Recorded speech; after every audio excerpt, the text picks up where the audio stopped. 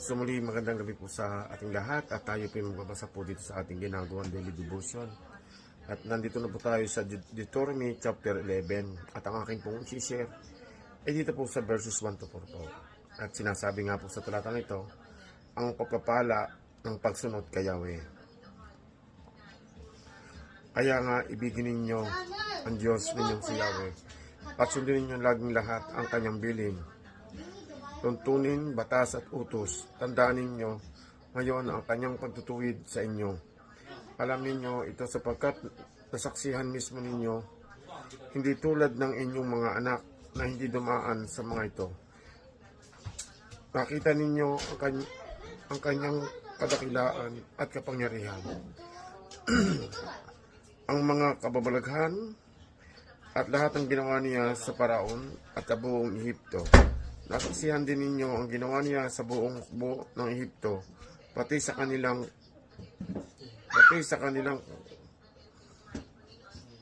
karwahit kabayo na nilunod sila ni Yahweh sa dagat na pula nang kayo'y habulin nila.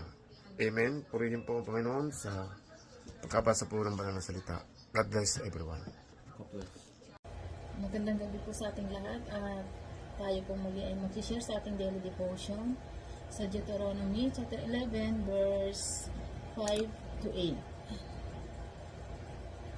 Hindi rin kaila sa inyo ang ginawa niya ng kayo nasa ilang hanggang makarating kayo na sa lugar na ito. Nakita ninyo ang ginawa niya kina Datan at Abiram, mga anak ni Eliab at apo ni Ruben. Pinabuka ni Yahweh ang lupa at ipinalamon sila ng buhay, pati ng kanilang mga kasama at sambahayan. At lahat ng bagay na kaugnay ng kanilang ginawa, kitang-kita ng inyong mga mata, ang lahat ng mga kababalaghang ginawa ni Yahweh. Kaya sundin ninyo ang lahat ng utos niya na ipinapaalala ko sa inyo ngayon upang magkaroon kayo ng lakas ng sakupin at ariin ang lupang papasukin ninyo. Amen. Magandang umaga po sa inyong lahat. Ang babasahin ko po ngayon, Deuteronomy chapter 11, verse 9 to 12. At upang inyong nang maparami ang inyong mga araw sa ibabaw na lupain na isinumpa ng Panginoon sa inyong mga magulang, na ibibigay sa kanila at sa kanilang binhi na lupain, binubukalan ng gatas at pulot. Sapagkat ang lupain ng inyong pinaroroonan upang ariin ay hindi gaya ng lupain ng Egypto na inyong pinanggagalingan na dooy nagtatanim ka ng iyong binhi at iyong dinidilig ng inyong paa na parang taniman ng mga gulay. Kung hindi ang lupain na inyong tatawirin upang ariin ay lupain maburol at malibis at dinidilig ng tubig ng ulan sa langit. Lupain na inalagaan ng Panginoon mong Diyos at ang mga mata ng Panginoon mong Diyos ay nandoon lagi mula sa pasimula ng taon hanggang sa katapusan ng taon. Amen. Na babasa po, Deuteronomy chapter 11, verse 13 to 16.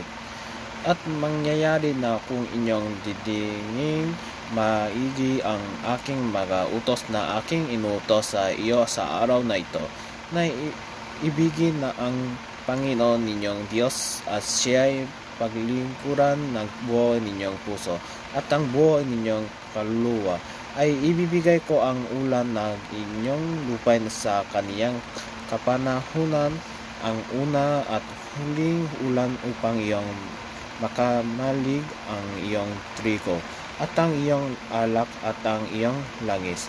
At aking bibigyan ng damo ang iyong mga hayop sa iyong mga bukid. At ikaw ay kakain at mabubusog.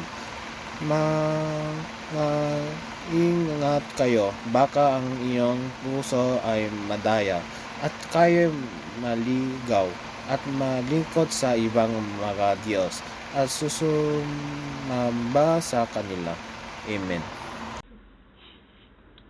Gandang gabi po sa ating lahat. Ang aking i-share ngayon ay makikita sa Deuteronomy, Kapitulo 11, versikulo 17 hanggang 20. Ito po ang nakasaad. Kapag ginawa ninyo ito, magagalit ang Panginoon sa inyo at hindi na niya pauulanin at hindi na kayo makakapag-ani. At sa huli ay mawawala kayo sa magandang lupain na ibibigay ng Panginoon sa inyo. Kaya panatilihin ninyo ang mga salita kong ito sa inyong puso't isipan. Itali ninyo ito sa mga braso ninyo at ilagay sa inyong noo bilang paalala sa inyo. Ituro ito sa inyong mga anak. Pag-usapan ninyo ito kapag naroon kayo sa inyong bahay at kapag naglalakad kayo, kapag nakahiga kayo o kapag kayo'y babangon. Isulat ninyo ito sa mga hamba ng inyong mga pintuan at sa pintuan ng inyong lungsod. Yun lang po. Maraming salamat. God bless. Magandang gabi po. Ang babasahin ko po ngayon ay Deuteronomio chapter 11 verses 21 to 24. Upang kayo at ang inyong mga anak ay mabuhay ng matagal sa lupaing ipinangako ni Yahweh sa inyong mga ninuno. Mananatili kayo roon hanggat ang langit ay nasa ibabaw ng lupa. Kapag sinunod ninyong mabuti ang kanyang mga utos, inibig siya ng tapat, sinundan ang kanyang mga landas at nanatili kayo sa kanya. Palalayasin niya ang mga tao sa lugar na titirhan ninyo, masakop ninyo ang lupain ng mga bansang mas malalaki at mas malalakas kaysa sa inyo.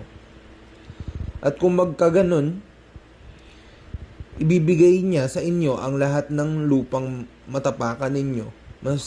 Masasakop ninyo mula sa ilang hanggang Lebanon